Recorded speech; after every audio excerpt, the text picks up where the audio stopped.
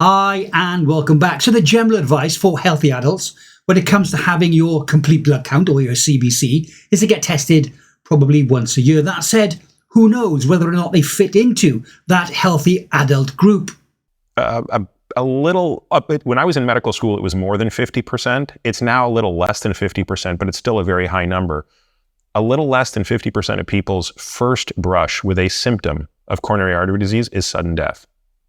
That's worth repeating because I still remember being asked this question in medical school. You know, you're sitting there as a first year medical student in cardiovascular pathology class, and the pathologist said, what's the single most common presenting feature for someone having cardiovascular disease the first time? And everyone was like, chest pain, shortness of breath, rattling off all the usual stuff. He goes, no, sudden death.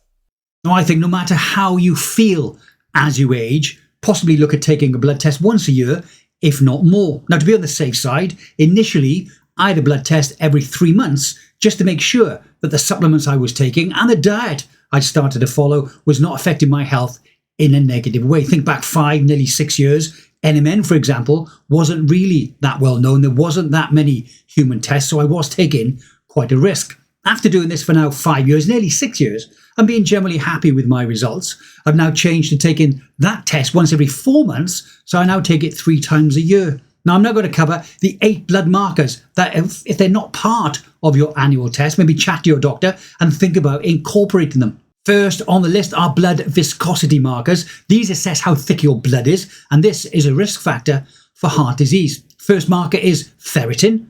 Ferritin measures stored iron in the body and can indicate an iron deficiency and or chronic inflammation. Then we've got iron. This is essential for oxygen transportation and energy production. Low levels may cause you to have fatigue and sometimes weakness. Third, we've got hemoglobin and hematocrit. These evaluate oxygen carrying capacity in your blood and can reveal anemia and or dehydration. The next one, or the last one, is red cell distribution width, and this is abbreviated on your blood test to RDW. This can assess variations in blood cell size, helping to detect early nutritional deficiencies like iron, B12 and folate. The next group is the good old lipid panel, beyond LDL. This should include total cholesterol, LDL obviously, HDL, etc. Take time to mention to your doctor that you also want to check your triglycerides. Elevated levels, especially in the non-fasted state, are linked to insulin resistance and an increased risk of heart disease. Then there's Apolipoprotein A and B and also their ratio. These markers often offer a far more precise assessment of plaque-forming lipoproteins. This, when compared to just LDL cholesterol, makes it a strong predictor of cardiovascular risk. And also remember that before the advent of the statin, allowable cholesterol numbers were far, far higher. And the third thing that they have done is lowered the levels. It was probably about 8 years now. A nutritionist and her husband did the program here at Living Springs. They were both in their late 60s. She was a nutritionist. She said, I have the advantage of being in university 40 years ago. She said, 40 years ago, it was very normal to have a cholesterol level of 300. Did you hear that? And if you have a cholesterol level of 190 today, what are you told? You got to go on the meds. And so in Maryland last year, I was talking to a pathologist. She was in her late 60s. She said, I used to do all the testing. She said, we used to consider 350 was perfectly all right. Now, the final marker to look at in this group is very low density lipoprotein, also known as VLDL. VLDL carries triglycerides from the liver to our tissues and is considered highly atherogenic, meaning elevated levels can contribute to plaque buildup in the arteries, and this increases our risk of cardiovascular disease. Let's now look at the liver. Here we need to look at AST, ALT, and also GGT. Now, AST is an enzyme that signals liver or muscle damage when it's elevated and is often used to assess our liver health. ALT is more specific to the liver than AST, and high levels can indicate liver inflammation or indeed fatty liver disease. GGT is a sensitive marker of liver function and oxidative stress, often elevated following excessive alcohol use or metabolic syndrome. Let's now turn to inflammatory markers.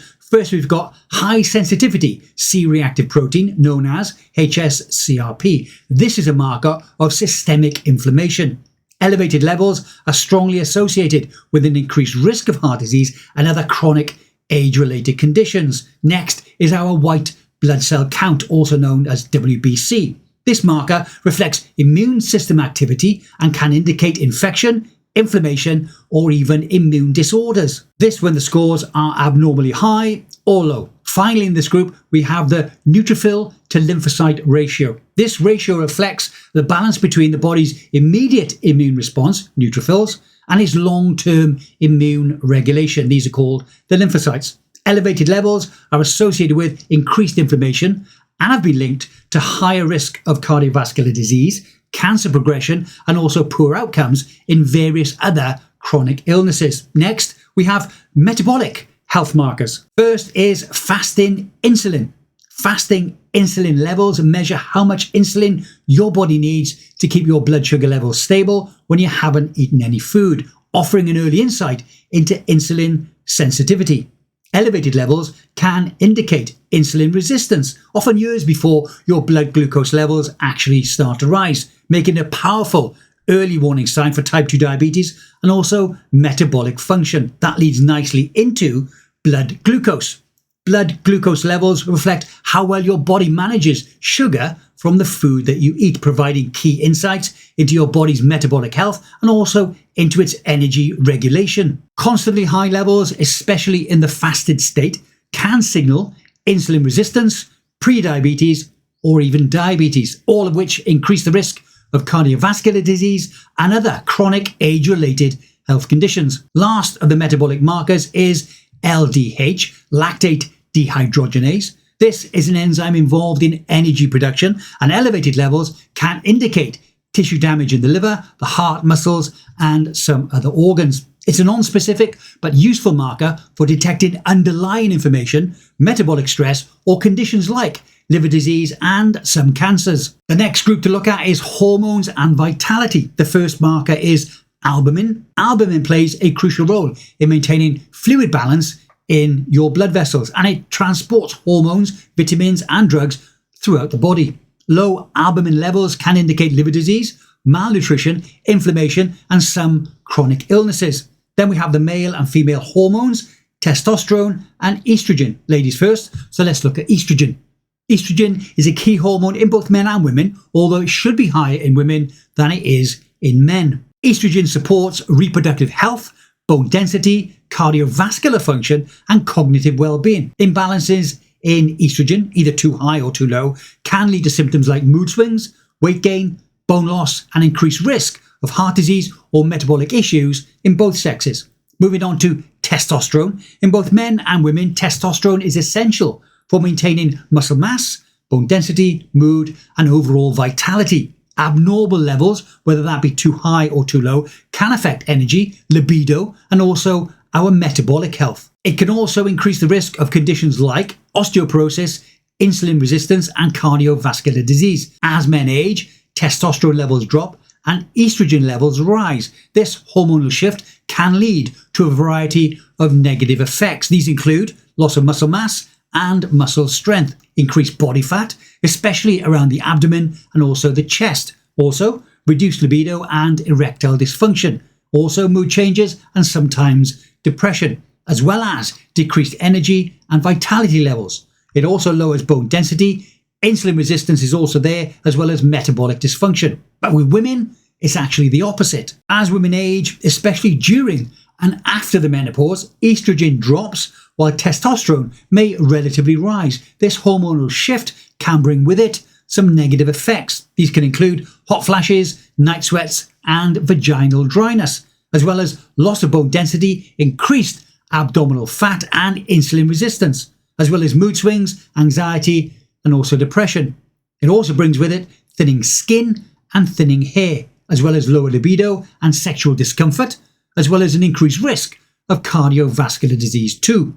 Now, I added the marker that measures estrogen, that's estradiol, to my blood test, and my levels were overly high. So I started a supplement with something called DIM. Another test that I think is extremely important and could be added to the hormone group is vitamin D. Vitamins are essential nutrients that the body needs to function properly, but cannot be produced in sufficient amounts, so they must be obtained from food or from supplements. Hormones, on the other hand, are chemical messengers produced inside the body. They travel through the bloodstream to regulate physiology and behavior like growth, metabolism, reproduction, and also our mood. In essence, vitamins come from outside the body through diet and supplementation, whereas hormones are made inside the body to control our internal processes.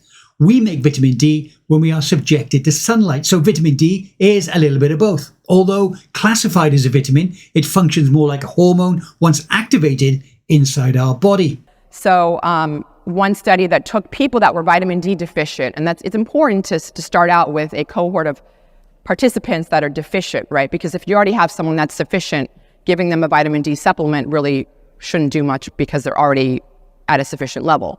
So these were African-American individuals that were also overweight, and so they were very vitamin D deficient. They were given a vitamin D supplement with 4,000 IUs of vitamin D a day, and it decreased their epigenetic age by almost 2 years.